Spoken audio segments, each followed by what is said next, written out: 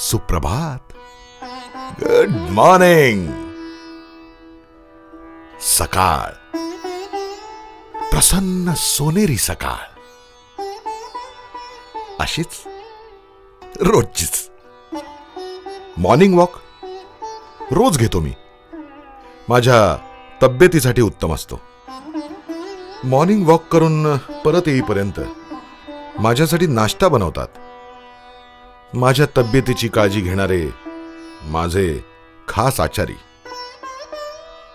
माझ्या प्रशस्त dining room मधल्या विलायती टेबलवर बसून मी त्याचा आस्वाद घेतो. नाश्त्यानंतर मला वेगवेगळ्या फळांचा रस प्यायला आवडतो, जो माझ्या शरीराला दिवसभर ताजतवानं ठेवतो. फ्रेश. राजकारण, समाजकारण, कला क्षेत्र, क्रीडा क्षेत्र यांची मला फार आवड. त्याविषयी माहिती घेण्यासाठी मी रोज 4-5 वर्तमानपत्र तरी वाचतोच. मग सुरुवात होते माझ्या दिवसभरांच्या कामांची. Routine. Office, factory, meetings, discussions, delegates, foreign clients बरोबर लंच. दिवस कसं जातो तेच कळत नाही. ओह गॉड. एक मात्र आहे. हा, संध्याकाळ होताच माझ्यातला कलाकार जागा होतो. जगभरात कुठेही मी माझी कला सादर करतो.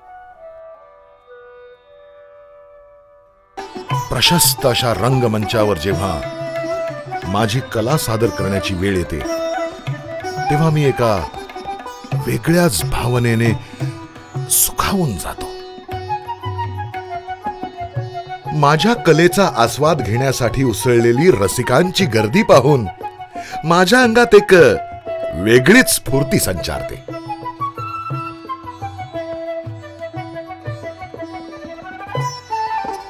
कार्यक्रमाला रसिकांची मिळणारी उत्स्फूर्त दाद माझं मन तृप्त करते.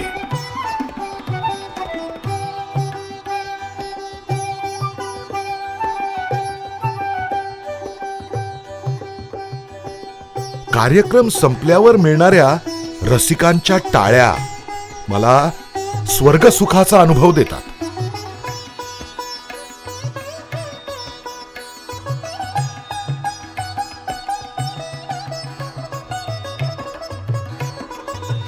कार्यक्रमानंतर मला भेटण्यासाठी झालेली प्रेक्षकांची गर्दी मला भारावून टाकते. आणि मग वेळ येते सेलिब्रेशनची. माझ्या कार्यक्रमाच्या आयोजकांनी माझ्यासाठी मोठी पार्टी ठेवलेली असते, ज्यात उच्च प्रतिष्ठित लोक सुंदर ललना मला उंची मद्याचा आग्रह करत असतात. त्या विविध प्रकारच्या उच्च प्रतीच्या मद्याचा आस्वाद घेताना मला माझ्या तब्येतीची काळजी करण्याचं काहीच कारण नसतं. पार्टी संपल्यानंतर मला माझा ड्रायव्हर कधी माझ्या मर्सिडीज मधून तर कधी BMW मधून सुखरूप घरी सोडतो. प्रसन्न सकाळ, कामात व्यग्र दुपार आणि संध्याकाळी रसिकांच्या प्रेमानं धुंद झालेला मी रात्री माझ्या आलिशान बंगल्यात येतो, तेव्हा सुखाच्या परमोच्च क्षणी असतो.